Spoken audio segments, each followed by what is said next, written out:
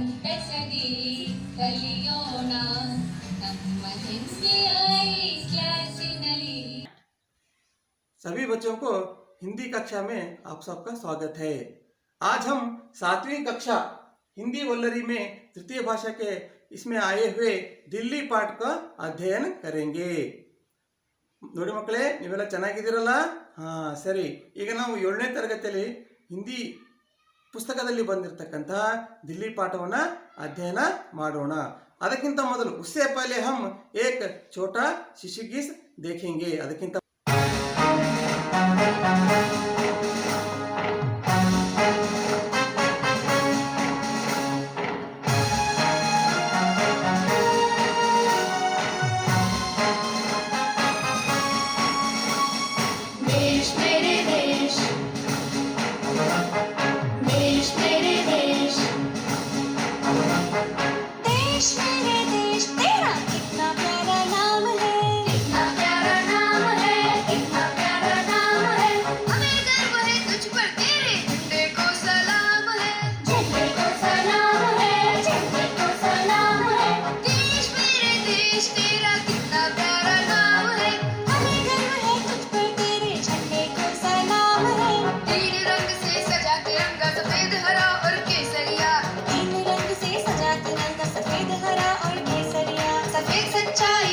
खुशहाली केसरिया बलिदान है। देश मेरे देश तेरा कितना प्यारा नाम है, हमें गर्व है तुझ पर तेरे झंडे को सलाम है।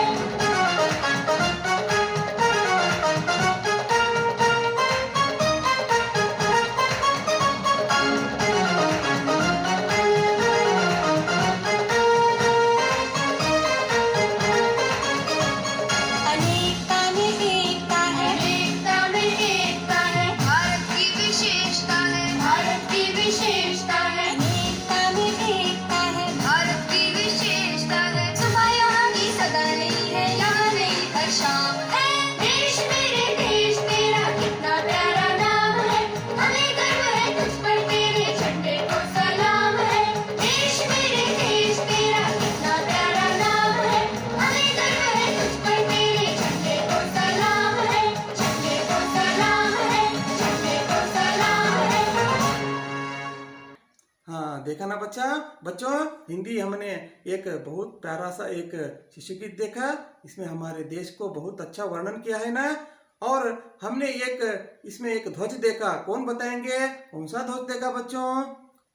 तिरंगा ध्वज, ठीक है ना, तिरंगा ध्वज। हम अब एक क्रियाकलाप करेंगे। क्रियाकलाप करने के बाद आगे बढ़ेंगे। देखिए बच्चों, हमारा देश का झंडा कौन सा है? तिरंगा ध्वज, राष्ट्रीय ध्वज भी कहते हैं इसको। इसके ऊपर वाला रंग है केसरिया। केसरिया त्याग और वीरता का प्रतीक है। उसके नीचे अच्छा है बच्चों कौन सा रंग? सफेद रंग। अದ್ರ ಕೆಳಗೆ ಬರ್ತಾ ಇದೆ ಮಕ್ಕಳೇ ಯಾವುದು? ಬಿಳಿ ಬಣ್ಣ। ಸಫೇದ್ ರಂಗ್ ಶಾಂತಿ और पवित्रता की निशानी है। ಬಿಳಿ ಬಣ್ಣ ಪವಿತ್ರತೆ ಮತ್ತು ಶಾಂತಿಯ ಸಂಕೇತವಾಗಿದೆ। उसके नीचे ಅದರ ಕೆಳಗೆ ಬರ್ತಾ ಇದೆ ಯಾವುದು? ಹಸಿರು ಬಣ್ಣ। हरा रंग समृद्धि और खुशहाली का प्रतीक है। बीच में नीले रंग का अशोक चक्र है। बीच में ನೋಡಿ ಮಕ್ಕಳೇ, ಇಲ್ಲಿ ನಡುವೆ ಒಂದು ಚಕ್ರ ಕಾಣ್ತಾ ಇದೆಯಲ್ಲ, ಅದಕ್ಕೆ ಏನಂತ ಕರೀತಾ ಇದ್ದೇವೆ? ಅಶೋಕ ಚಕ್ರ। इसमें 24 तीलियां हैं। ಆ ಚಕ್ರದಲ್ಲಿ ಎಷ್ಟು ರೇಖೆಗಳಿವೆ? 24 ರೇಖೆಗಳಿವೆ। तिरंगा ध्वज देश के आन और शान का ಪ್ರತೀಕ है। ನೋಡಿ ಮಕ್ಕಳೇ, ನಮ್ಮ ಈ ಒಂದು ತ್ರಿವರ್ಣ ಧ್ವಜ ನಮ್ಮ ದೇಶದ ಒಂದು ವೈಭವವಾದಂತ ಸಾರ್ತಕ್ಕಂತ ಒಂದು ರಾಷ್ಟ್ರೀಯ ಧ್ವಜವಾಗಿದೆ। अच्छा बच्चों, हमने अब तक तिरंगे ध्वज के बारे में बहुत जानकारी हासिल की है ना। यह क्रियाकलाप को आप बच्चे क्या करेंगे? अपने नोट्स में आप सभी बच्चे पुस्तक, हिंदी 7वीं कक्षा की हिंदी पुस्तक, नोटबुक और पेन निकालिए, कलम निकालिए। अच्छा, तो आप इस क्रियाकलाप को क्या करेंगे? अपने नोट्स पर लिखेंगे। आगे बढ़ते हैं, पाठ का उद्देश्य जानते हैं। इस पाठ का उद्देश्य है भारत की राजधानी दिल्ली के विभिन्न स्थानों का परिचय कराना। इस पाठ का उद्देश्य है। देखो बच्चों, इस पाठ का उद्देश्य क्या है? हमारे देश की राजधानी कौन सी है? ನೋಡಿ ಮಕ್ಕಳೇ, ನಮ್ಮ ದೇಶದ ರಾಜಧಾನಿ ಯಾವುದು? दिल्ली, सही है, दिल्ली है। हम इस दिल्ली के विभिन्न स्थानों का परिचय कराना इस पाठ का उद्देश्य है। अच्छा बच्चों, सभी बच्चे अपनी 7वीं कक्षा की हिंदी पृष्ठ संख्या 44 को निकाले है ना। हाँ, वहाँ आपको क्या दिख रहा है? पाठ 9 दिल्ली। हम अब इस पाठ का वाचन करेंगे। मैं इस पाठ का वाचन करूंगा, आप सभी बच्चे क्या करेंगे? मेरा अनुकरण करेंगे। अच्छा, हम पाठ पढ़ते हैं, आप देखेंगे ना। हाँ, ठीक है। पाठ 9 दिल्ली। भारत हमारा देश है, दिल्ली इसकी राजधानी है। इस विशाल नगर में हम पुरानी और नई सभ्यताओं की झलक पा सकते हैं। लाल किला। दिल्ली का लाल किला बहुत प्रसिद्ध है। इसके दीवाने आम और दीवाने खास देखने लायक हैं। दीवाने आम में 60 सुंदर खंबे हैं जो लाल पत्थर से बने हैं। दीवाने खास संगमरमर से बना है। इसकी भीतरी दीवारों की नक्काशी बहुत बढ़िया है। हाँ, अच्छा बच्चों, आगे बढ़ते हैं। पृष्ठ संख्या 50 निकालो सभी बच्चे। ठीक है, पृष्ठ संख्या 50 का हम वाचन करेंगे। लाल किले के पास ही जामा मस्जिद है। यह बहुत बड़ी मस्जिद है। यह मुगल बादशाहों की शान शौकत की यादगार है। दिल्ली से थोड़ी दूर पर कुतुब मीनार है। आसमान से बातें करने वाली यह मीनार बहुत सुंदर है। यह 238 फुट ऊंची है। अच्छा बच्चों, आगे बढ़ते हैं। पृष्ठ संख्या सभी बच्चे अपनी किताब में पृष्ठ संख्या 51 निकालो। ठीक है। नई दिल्ली की शोभा अनोखी है। भारत सरकार का सचिवालय यहीं पर है। संसद भवन बड़ा रमणीय है। यह गोलाकार सदन संसार में निराला है। लोकसभा, राज्यसभा के अधिवेशन इसी सदन में होते हैं। राष्ट्रपति भवन। राष्ट्रपति भवन भारत के राष्ट्रपति का निवास स्थान है। राष्ट्रपति देश विदेशों के अपने अतिथियों का आदर सत्कार यहीं पर करते हैं। राष्ट्रपति का कार्यालय भी इसी भवन में है। इस भवन के एक और भाग में वस्तु संग्रहालय भी है। उसमें कई अमूल्य प्राचीन वस्तुओं का संग्रह है। दिल्ली में इसके अलावा राजघाट, शांतिवन, जंतर मंतर, कनॉट प्लेस, बिरला भवन, लक्ष्मी नारायण का मंदिर आदि अनेक दर्शनीय स्थान हैं। अच्छा बच्चों, हमने दिल्ली पाठ का वाचन किया। जिस तरह मैंने वाचन किया आप सभी उसी का अनुकरण करेंगे ना। ನೋಡಿ ಮಕ್ಕಳೇ, ಈಗ ಇಲ್ಲಿವರೆಗೂ ನಾವು ದಿಲ್ಲಿ ಪಾಠವನ್ನು ಏನು ಮಾಡಿದ್ವಿ, ಓದಿದ್ವಿ। ನಾನು ಓದಿದ ತರ ನೀವು ಎಲ್ಲರೂ ಓದ್ತಿರಲ್ವಾ? अच्छा, अब हम उस पाठ को एक एक करके पढ़ेंगे। हाँ, आगे बढ़ते हैं। हम अब शब्दार्थ जानेंगे। इस नई दिल्ली पाठ में आए हुए शब्दार्थ को जानेंगे। नए शब्द देखिए, कक्षा 7 पाठ 9 दिल्ली, इस पाठ में आए हुए कुछ नए शब्द। यहाँ देखिए, पहला है पुरानी। पुरानी का मतलब क्या है? ಹಳೆಯ। ನೋಡಿ ಮಕ್ಕಳೇ, ಇದರಲ್ಲಿ ಈ ಪಾಠದಲ್ಲಿ ಬಂದಿರತಕ್ಕಂತ ಹೊಸ ಶಬ್ದ ಯಾವುದು? ಪುರಾಣಿ। ಪುರಾಣಿ ಇದನ್ನ ನಾವು ಕನ್ನಡದಲ್ಲಿ ಹೇಳ್ತೇವೆ ಏನಂತ? ಹಳೆಯ। दूसरा है झलक। दूसरा क्या है? झलक। झलक इसका कन्नड़ अर्थ है नोटा। अब हम एक क्रियाकलाप करेंगे। पुरानी ये शब्द से कोई बच्चा एक वाक्य बनाओ। हाँ, ठीक है। क्या है? हमारे घर की दीवारें पुरानी है। इस तरह हम इस शब्द से वाक्य बना सकते हैं। आगे बढ़ते हैं। दीवाने आम। दीवाने आम इसका कन्नड़ अर्थ है सामान्य जनर सभे। और आगे बढ़ते हैं। दीवाने खास। दीवाने खास का मतलब है विशेष सभे। हाँ, आगे बढ़ते हैं। आगे आता है खंबे। खंभों का कन्नड़ अर्थ है कंबगड़ू। यह बहुवचन एक वचन बनाने में भी आगे आता है। खंबा एक वचन में आता है कंबा। उसका बहुवचन रूप क्या होता है? खंबे, कंबगळु। यहाँ एक वचन से बहुवचन बनाते वक्त हम अकारांत और आकारांत को एकारांत बनाने से बहुवचन कहते हैं। हम भाषा अभ्यास के दौरान उसके बारे में चर्चा करेंगे। आगे बढ़ते हैं। पत्थर अगला शब्द है। पत्थर, पत्थर का कन्नड़ अर्थ क्या है? कल्लु। हाँ, आगे बढ़ते हैं। संगमरमर, अमृतशिले। दूसरा आगे आता है दीवार, गोड़े। दीवार का अर्थ क्या है? गोड़े। नक्काशी, नक्काशी का कन्नड़ अर्थ है चित्रकले। आगे बढ़ते हैं। यादगार, मरेयलागदा। और आगे शब्द आया है आसमान। आसमान इसका कन्नड़ अर्थ है ಆಕಾಶ। ನೋಡಿ ಮಕ್ಕಳೇ, ಆಸ್ಮಾನ್ ಇದರ ಕನ್ನಡ ಅರ್ಥ ಏನು? ಆಕಾಶ। ನಾವು ಮೇಲೆ ನೋಡ್ತೀವಲ್ಲ, ಆಕಾಶ।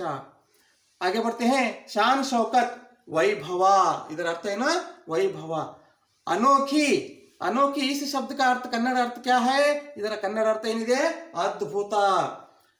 आगे बढ़ते हैं। निराला, निराला इस शब्द का कन्नड़ अर्थ है सुंदर, सुंदर। आगे बढ़ते हैं। निवास, वास स्थल। देखिए बच्चों, अब इस निवास शब्द से एक वाक्य बनाइए। कौन बनाएगा? अच्छा, ठीक है। पक्षियों का निवास स्थान पेड़ पर है। निवास स्थान कौन सा है? पेड़ है।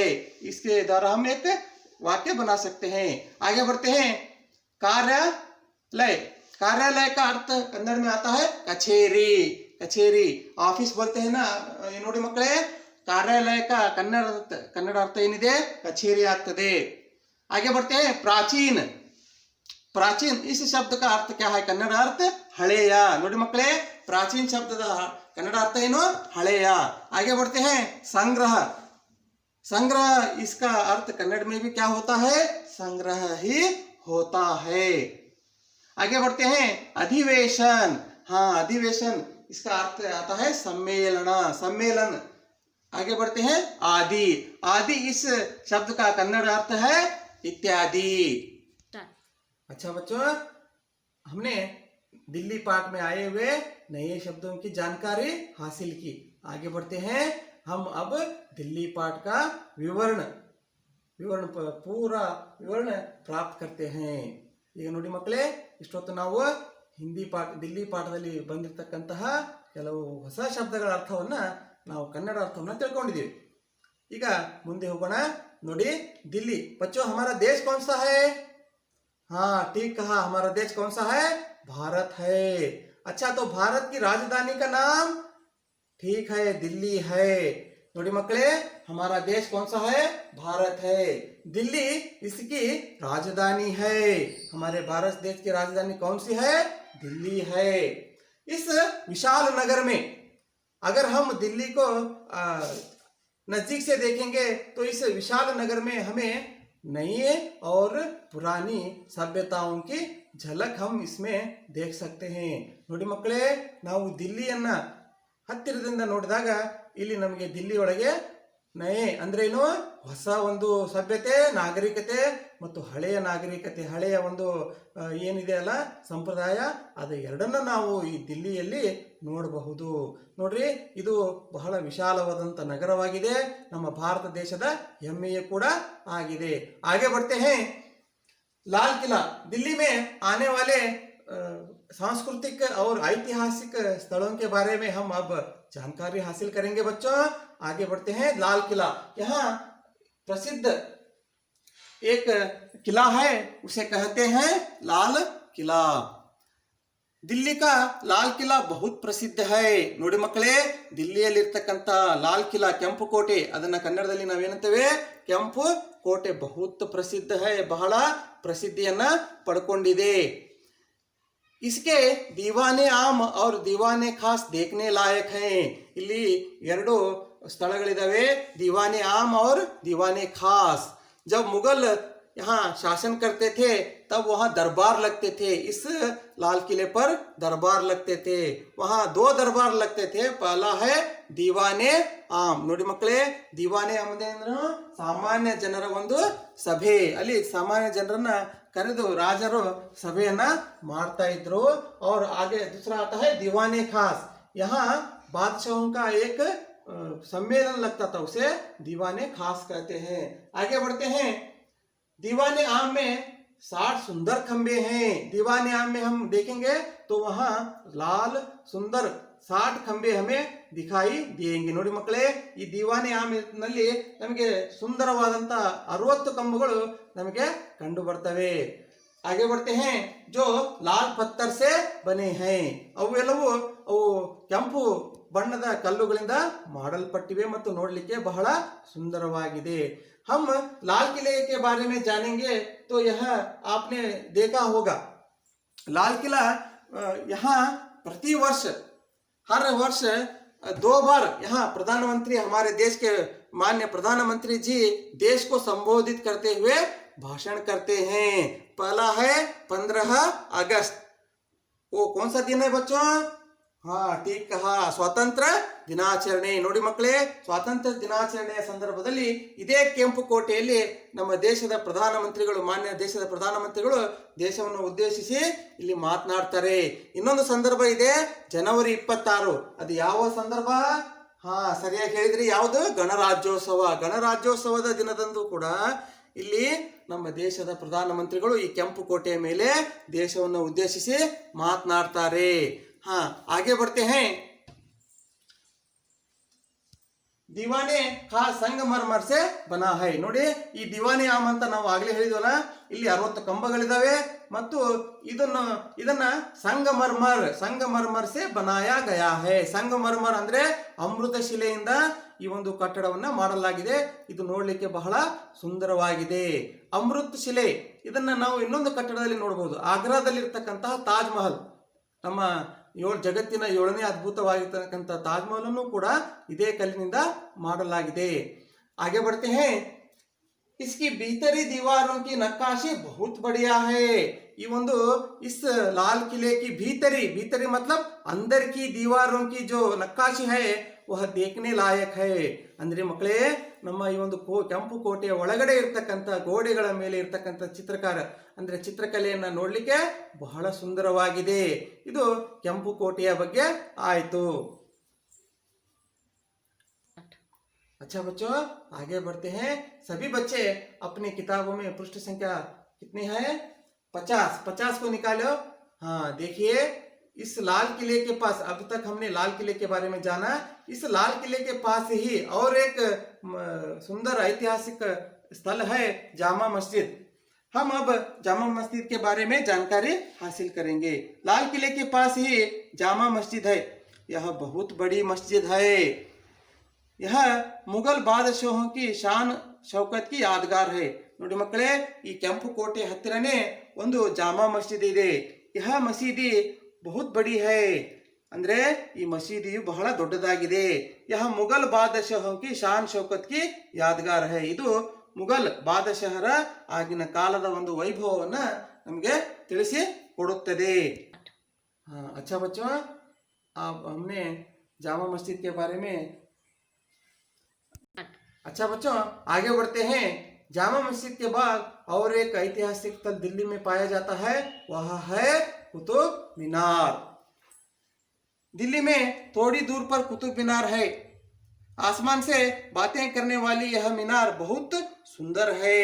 ನೋಡಿ ಮಕ್ಕಳೇ, ದಿಲ್ಲಿಯಿಂದ ಸ್ವಲ್ಪ ದೂರದಲ್ಲಿ ಕುತುಬ್ ಮಿನಾರ್ ಇದೆ। आसमान से बातें करने वाली यह मीनार बहुत सुंदर है। ನೋಡಿ ಮಕ್ಕಳೇ, ಆಸ್ಮಾನ್ ಅಂದ್ರೆ ಏನು? ನಾವು ನಯೇ ಶಬ್ದ ಅಲ್ಲಿ ನೋಡಿದ್ವಿ। ಆಸ್ಮಾನ್ ಅರ್ಥ ಏನು? ಆಕಾಶ। ಆಕಾಶಕ್ಕೆ ಇದೇನು ಮಾತನಾಡ್ತಾ ಇದೆ ಅಂತಕ್ಕಂಥ ಒಂದು ಸನ್ನಿವೇಶ ಇದನ್ನ ನೋಡಿದಾಗ ನಮಗೆ ತಿಳಿದು ಬರ್ತದೆ। ಅಷ್ಟು ಎತ್ತರವಾಗಿರ್ತಕ್ಕಂತಹ ಒಂದು ಇದು ಸುಂದರವಾದಂತಹ ಒಂದು ಕಟ್ಟಡವಾಗಿದೆ। यह 238 फुट ऊंची है। ನೋಡಿ ಮಕ್ಕಳೇ, यह कुतुब मीनार कितनी फुट ऊंची है? 238 फुट। ನೋಡಿ ಮಕ್ಕಳೇ, ಈ ಕುತುಬ್ ಮಿನಾರ್, ದಿಲ್ಲಿಯಲ್ಲಿರ್ತಕ್ಕಂತಹ ಕುತುಬ್ ಮಿನಾರ್ 238 ಫೂಟ್ ಎತ್ತರವಾಗಿರ್ತಕ್ಕಂತಹ ಬಹುದೊಡ್ಡ ಒಂದು ಕಟ್ಟಡವಾಗಿದೆ। अच्छा बच्चों, अब आगे बढ़ते हैं। आगे दिल्ली में और एक ऐतिहासिक स्थल है संसद भवन। संसद भवन, यह भारत का सचिवालय यहीं पर है। देखो बच्चों, भारत सरकार का सचिवालय यहीं पर है। जो हम चित्र पर देख रहे हैं वही संसद भवन है। संसद भवन बड़ा रमणीय है। ನೋಡಿ ಮಕ್ಕಳೇ, ಸಂಸತ್ ಭವನ ಬಹಳ ಒಂದು ಸುಂದರವಾದಂತಹ ಒಂದು ಕಟ್ಟಡವಾಗಿದೆ. यह गोलाकार सदन संसार में निराला है. ಇದು ಗೋಳಾಕಾರವಾಗಿ ಕಟ್ಟಡವನ್ನು ನಿರ್ಮಾಣ ಮಾಡಲಾಗಿದೆ. ಇದು ನೋಡಲಿಕ್ಕೆ ಬಹಳ ಸುಂದರವಾಗಿದೆ.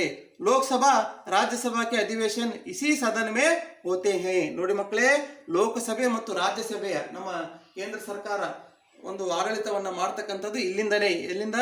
ಈ ಒಂದು ಸಂಸತ್ ಭವನದಲ್ಲಿ. ಇಲ್ಲಿ ಲೋಕಸಭೆಯ ಮತ್ತು ರಾಜ್ಯಸಭೆಯ ಅಧಿವೇಶನಗಳು ಇಲ್ಲಿಯೇ ನಡೀತದವೆ. देखो बच्चों, लोकसभा और राज्यसभा के अधिवेशन इसी सदन में होते हैं. अच्छा बच्चों, अब आगे बढ़ते हैं. अब हम आगे जानकारी हासिल करेंगे राष्ट्रपति भवन. दिल्ली में एक और ऐतिहासिक स्थल है, उसका नाम है राष्ट्रपति भवन. राष्ट्रपति भवन भारत के राष्ट्रपति का निवास स्थान है. ನೋಡಿ ಮಕ್ಕಳೇ, ರಾಷ್ಟ್ರಪತಿ ಭವನವು ಭಾರತದ ನಮ್ಮ ರಾಷ್ಟ್ರಪತಿಯವರ ನಿವಾಸ ಸ್ಥಾನವಾಗಿದೆ. राष्ट्रपति देश विदेशों के अपने अतिथियों का आदर सत्कार यहीं पर करते हैं. ನೋಡಿ ಮಕ್ಕಳೇ, ರಾಷ್ಟ್ರಪತಿಯವರು, ನಮ್ಮ ದೇಶದ ರಾಷ್ಟ್ರಪತಿಯವರು ದೇಶ ವಿದೇಶಗಳಿಂದ ಬರ್ತಕ್ಕಂತಹ ವಿಶೇಷ ಅತಿಥಿಗಳು, ಅಂದರೆ ಯಾವುದೇ ಬೇರೆ ದೇಶದ ಪ್ರಧಾನಮಂತ್ರಿ ಆಗಿರಬಹುದು, ದೇಶ ಮತ್ತೆ ರಾಜತಾಂತ್ರಿಕ ಅಧಿಕಾರಿಗಳು ಆಗಿರಬಹುದು, ಇಲ್ಲಿ ಬಂದಾಗ ನಮ್ಮ ರಾಷ್ಟ್ರಪತಿ ಭವನದಲ್ಲಿ ಅವರ ಅತಿಥಿ ಸತ್ಕಾರ ಕಾರ್ಯ ನಡೀತಾ ಇದೆ. ರಾಷ್ಟ್ರಪತಿ का कार्यालय भी इसी भवन में है. ನೋಡಿ ಮಕ್ಕಳೇ, ರಾಷ್ಟ್ರಪತಿಯವರ ಕಾರ್ಯಾಲಯನೂ ಕೂಡ ಇದೇ ರಾಷ್ಟ್ರಪತಿ ಭವನದಲ್ಲಿ ಬರ್ತಾ ಇದೆ. आगे बढ़ते हैं. इस भवन के एक और भाग में वस्तु संग्रहालय भी है. ನೋಡಿ ಮಕ್ಕಳೇ, ಈ ಒಂದು ಭವನ, ಈ ರಾಷ್ಟ್ರಪತಿ ಭವನದ ಇನ್ನೊಂದು ಭಾಗದಲ್ಲಿ ವಸ್ತು ಸಂಗ್ರಹಾಲಯವೂ ಕೂಡ ಇದೆ. उसमें कई अमूल्य प्राचीन वस्तुओं का संग्रह है. ಅದರಲ್ಲಿ ಅನೇಕ ಅಮೂಲ್ಯ ಪ್ರಾಚೀನ ವಸ್ತುಗಳ ಒಂದು ಸಂಗ್ರಹಣೆಯನ್ನ ಅಲ್ಲಿ ಮಾಡಲಾಗಿದೆ. आगे बढ़ते हैं. दिल्ली में इनके अलावा राजघाट, हाँ, दिल्ली में इसके अलावा अनेक स्थल हैं. उसमें है पहला राजघाट. यह राजघाट महात्मा गांधी जी का समाधि स्थल है. आप सब जानते हैं. ಚಿತ್ರದಲ್ಲಿ ನೋಡಿ ಮಕ್ಕಳೇ, ಇಲ್ಲಿ ಕಾಣ್ತಾ ಇದೆಯಲ್ಲ, ಈ ಸ್ಥಳದ ಹೆಸರೇನು? ರಾಜಘಾಟ್. यहीं पर हमारे राष्ट्रपिता महात्मा गांधी जी की समाधि, यह राष्ट्रपिता महात्मा गांधी जी का समाधि है. और आगे बढ़ते हैं. हाँ, आगे बढ़ते हैं. और एक यहाँ का प्रसिद्ध स्थल है जंतर मंतर, जो आप चित्र पर देख रहे हैं, इसका नाम है जंतर मंतर. यहीं पर अनेक एक नाना रीतियों से यहाँ प्रतिभटन हुए हैं, ऐतिहासिक प्रतिभटन, जिसमें नाना जंतर मंतर एक बहुत प्रसिद्ध स्थल है. आगे बढ़ते हैं. देखो बच्चों, जो आप चित्र पर देख रहे हैं, यह दिल्ली में प्रसिद्ध स्थल है. इसका नाम है कनॉट प्लेस. हाँ, देखो बच्चों, और एक चित्र आप अपनी स्क्रीन पर देख रहे हैं, यह है बिरला भवन. यह बिरला भवन दिल्ली में है. ये भी एक प्रसिद्ध स्थल है. हाँ, देखो बच्चों, अब तक हमने दिल्ली, हमारी राजधानी, भारत की राजधानी दिल्ली के बारे में विस्तार रूप से जानकारी हासिल किया है ना. हाँ, अब आगे बढ़ते हैं गृहपाठ की ओर. देखिए बच्चों, सभी बच्चे इस पाठ के अंतर्गत गृहपाठ करेंगे. क्या करेंगे? इस दिल्ली के ऐतिहासिक स्थलों का चित्र संग्रह करके एक एल्बम तैयार करेंगे और आप सभी अपने अपने हिंदी शिक्षक को दिखाएंगे ना बच्चों? अच्छा, ठीक है. आगे बढ़ते हैं. अच्छा बच्चों, आगे बढ़ते हैं भाषा अभ्यास की ओर. यहाँ देखिए, वचन, अन्य वचन रूप लिखो. पहला है किला. इसका बहुवचन रूप क्या होता है? किले. दूसरा है बात. इसका बहुवचन रूप क्या होता है? बातें. हम एक वचन से बहुवचन बनाने वक्त कुछ नियम है, उस नियम के बारे में जानकारी हम हासिल किए तो आसानी के साथ एक वचन और बहुवचन को बना सकते हैं. जैसे यहाँ किला, आकारांत से यह अंत्य हुआ शब्द है. दूसरा है बात, यह अकारांत से अंत्य हुआ शब्द है. देखिए, अकारांत और आकारांत के शब्दों के अंत में बहुवचन रूप बनाते वक्त हमें एकारांत लगाने से वह बहुवचन रूप बनता है। उदाहरण, याद, यहाँ अकारांत है, उसे हम ए कारांत लगाएंगे, यादें, क्या हो गया, बहुवचन रूप हो गया। और महीना, यहाँ आकारांत है, महीने, इसे ए कारांत लगाने से यह क्या हुआ, बहुवचन रूप बना। खंबा और खंबे, मीनार, मीनारें, भवन, भवने, सदन, सदने, इस तरह एक वचन से बहुवचन रूप हम बना सकते हैं। अच्छा बच्चों, आगे बढ़ते हैं। एक वचन से बहुवचन बनाने का और एक नियम है। यहाँ देखिए बच्चों, यहाँ लड़की, यहाँ ई कारांत आया हुआ शब्द है। लड़की दीर्घाक्षर है। हमें इस शब्द को बहुवचन बनाने के नियम को जानने की यहाँ आवश्यकता है। नियम जानिए। ई कारांत से अंत होने वाले शब्द को हम दीर्घाक्षर को ह्रस्व बनाएंगे। यहाँ देखिए लड़की है, यहाँ लड़कियां, इसे ह्रस्व बनाया गया है और अंत में या जोड़ा गया है और उसमें चंद्र बिंदु लगाया गया है। देखिए लड़की, ಲಡಕಿಯಾ, ಹುಡುಗಿ ಮತ್ತು ಹುಡುಗಿಯರು, ಈ ರೀತಿ ನಾವು ಏಕವಚನದಿಂದ ಬಹುವಚನ ಮಾಡ್ತಕ್ಕಂಥ ನಿಯಮವನ್ನು ತಿಳ್ಕೊಂಡ್ವಿ ಅಂದ್ರೆ ಬಹಳ ಸುಲಭವಾಗಿ ನಾವೇನ್ ಮಾಡಬಹುದು, ಏಕವಚನ ಶಬ್ದವನ್ನ ಬಹುವಚನ ರೂಪವಾಗಿ ಬದಲಾಯಿಸಬಹುದು। आगे बढ़ते हैं। चूड़ी, यहाँ डी दीर्घाक्षर है, उसे क्या बनाएंगे, बहुवचन में ह्रस्व बनाएंगे, चूड़ी। और यहाँ अंत में क्या लगाएंगे, या, और उसके ऊपर चंद्र बिंदु लगाएंगे, चूड़ियां। इस तरह यह क्या हुआ, चूड़ी, चूड़ियां, बड़े, बड़ेಗಳು। और तीसरा है गाड़ी, गाड़ियां।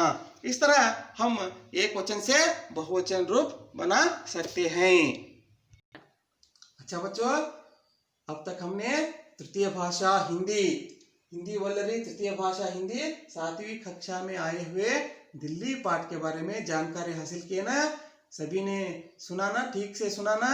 अच्छा, अब आप क्या करेंगे, इस पाठ को अच्छी तरह पढ़कर इस शब्दार्थ को और इस पाठ के अंतर्गत दिए गए क्रियाकलाप को बनाकर अपने वर्ग के शिक्षक को दिखाएंगे ना बच्चों, दिखाएंगे ना। अच्छा, ठीक।